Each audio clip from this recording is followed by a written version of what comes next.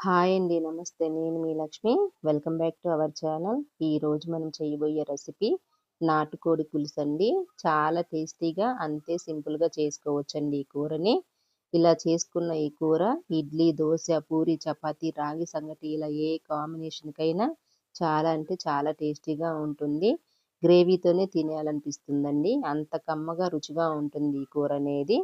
ఇప్పుడు ఇది ఎలా చేయాలనో తయారీ విధానం చూద్దాం రండి. ముందుగా మనము ఒక 3/4 కిలో నాటుకోడిని ఇలా చిన్న ముక్కలుగా కట్ చేసుకునేసి, ఉప్పు, పసుపు ఏసి ఒక 2, 3 సార్లు కడిగినామంటే ఈ చికెన్ అనేది నీసు వాసన లేకుండా ఉంటుందండి. నేను కడిగిన తర్వాతనే చూపిస్తా ఉండాను. అలానే పీసెస్ గూడా మనకు నచ్చినట్టుగా కట్ చేపించుకోవచ్చు. ఇప్పుడు ఇందులో ఒక అర టీ స్పూన్ సాల్టు, ఒక చిటికెడు పసుపు, ఒక స్పూను నూనె వేసుకునేసి, ఈ చికెన్ అంతా బాగా కలుపుకునేయాలి. మనకి చికెన్ ఒక 5 నిమిషాలు ఇలా నానితే సరిపోతుందండి. మనం మిగతా ప్రాసెస్ చేసే లోపల చికెన్ అనేది నానుతుంది. ఇలా కలిపి పక్కన పెట్టుకునేసి, స్టవ్ మీద ఒక పెనం పెట్టుకునేసి, ఇందులోకి ఒక 2 స్పూన్లు ధనియాలు, 5 లవంగాలు, అలానే ఒక 2, 3 చిన్న పీసెస్ దాల్చిన చెక్క, 2 యాలకులు, ఒక చిన్న స్టార్ ఫ్లవరు, కొంచెం ఎండు కొబ్బరండి. మనకి దారదబ్బ ఉంది గదా! ఈ ఎండు కొబ్బర దీన్ని చిన్న ముక్కలుగా కట్ చేసి వేసుకోవాలి. ముందుగా మనం ఈ ధనియాలని వీటిల్ని చక్కగా ఇలా వేపుకోవాలండి.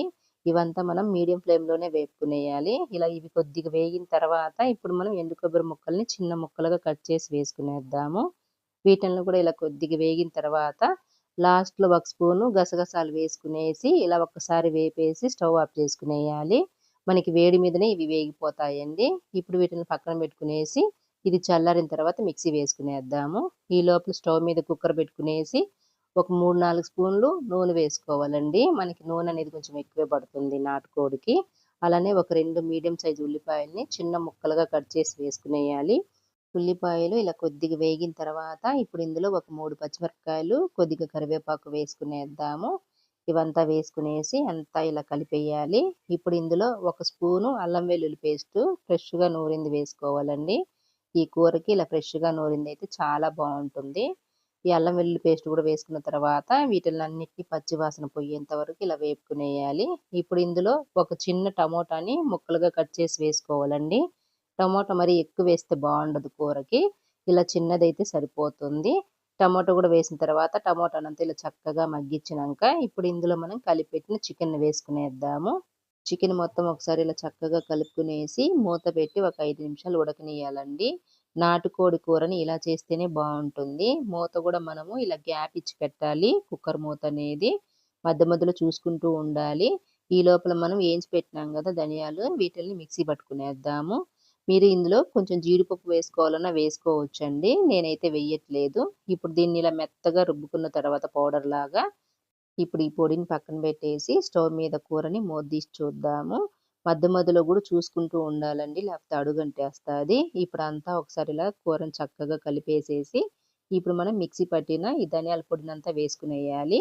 ఈ పొడిని మొత్తం వేసుకున్న తర్వాత ఇప్పుడు ఇందులో కారం వేసుకునేద్దాము. నేను తీసుకున్న ఈ 3/4 కిలో కూరకి 2 స్పూన్లు కారం వేసుకుంటా ఉన్నానండి. కారం అనేది ఒక్కొక్కరు ఎక్కువ, ఒక్కొక్కరు తక్కువ తింటారు. దాన్ని బట్టి చూసి వేసుకోవాలి. మేము తినేంతైతే ఇందులో నేను వేసినానండి 2 స్పూన్లు కారం అనేది.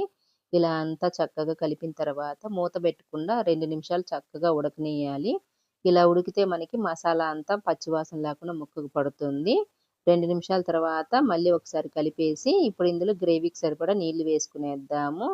గ్రేవీని బట్టి నీళ్లు వేసుకోవాలండి. గ్రేవీ ఎక్కువ కావాలనుకుంటే నీళ్లు ఎక్కువ పడతాయి. నేనైతే 2 గ్లాసులు నీళ్లు వేస్తా ఉండాను. గ్రేవీ కొంచెం ఎక్కువ కావాలని. ఒకవేళ మీకు గ్రేవీ తక్కువ కావాలనుకుంటే 1:30 గ్లాస్ వేసుకోండి. ఇలా నీళ్లు కూడా వేసిన తర్వాత అంతా చక్కగా కలిపేసి ఉప్పేదన్నా తగ్గినట్టు అనిపిస్తే చూసి వేసుకోవాలి. నాటుకోడికి నీళ్లు కొంచెం ఎక్కువ ఉంటేనే బావుంటుందండి. ఇలా ఉప్పు కూడా వేసుకునేసి ఇప్పుడు కుక్కర్ మూత పెట్టేసి ఒక 5 విజిల్లు గాని, 4 విజిల్లు గాని రానియ్యాలి. కోడిని బట్టి ఉంటుందండి అది. ముదురు కోడైతే 5, 6 విజిల్లయినా వస్తాయి. లేతదైతే 4 విజిల్లయితే సరిపోతుంది. నేను 5 విజిల్లొచ్చిన తర్వాత కుక్కర్‌లో ఆవిరంతా పోయినంక చూపిస్తా ఉండానండి మూత తీసి. చూడండి ఎంత చక్కగా వచ్చిందో కూరనేది. ఒకవేళ మీకు గ్రేవీ ఎక్కువగా అనిపిస్తే 2 నిమిషాలు ఇలానే ఉడకబెట్టండి మూత పెట్టకుండా. చిక్కబడిపోతుంది పులుసనేది. అలానే ముక్క ఉడకలేదన్నా గూడా ఇంకొక విజిల్ రానిచ్చుకోవచ్చు. నాకైతే అన్నీ కరెక్ట్‌గా సరిపోయినాయండి. గ్రేవీ, ముక్క అన్నీ సాఫ్ట్‌గా ఉడికిపోయింది. ఒక్కొక్కరు ఒక్కొక్కలాగా చేస్తారండి ఏ కర్రీ అయినా. నేను చేసే విధంగా మీకు చేసి చూపించినాను. ఇలా మీరు కూడా ఒకసారి చేసుకొని తిని చూసిన తర్వాతనే కామెంట్ పెట్టండి ఎలా వచ్చిందనేది. ఈ వీడియో గనుక నచ్చితే లైక్ చేయండి. ఇలాంటి మరెన్నో రెసిపీస్ కోసం మన ఛానల్‌ని సబ్స్క్రైబ్ చేసుకొని పక్కనే ఉండే బెల్ ఐకాన్‌ని క్లిక్ చేస్తే నేను పెట్టే వీడియోలు మిస్ అవ్వకుండా చూడడానికి.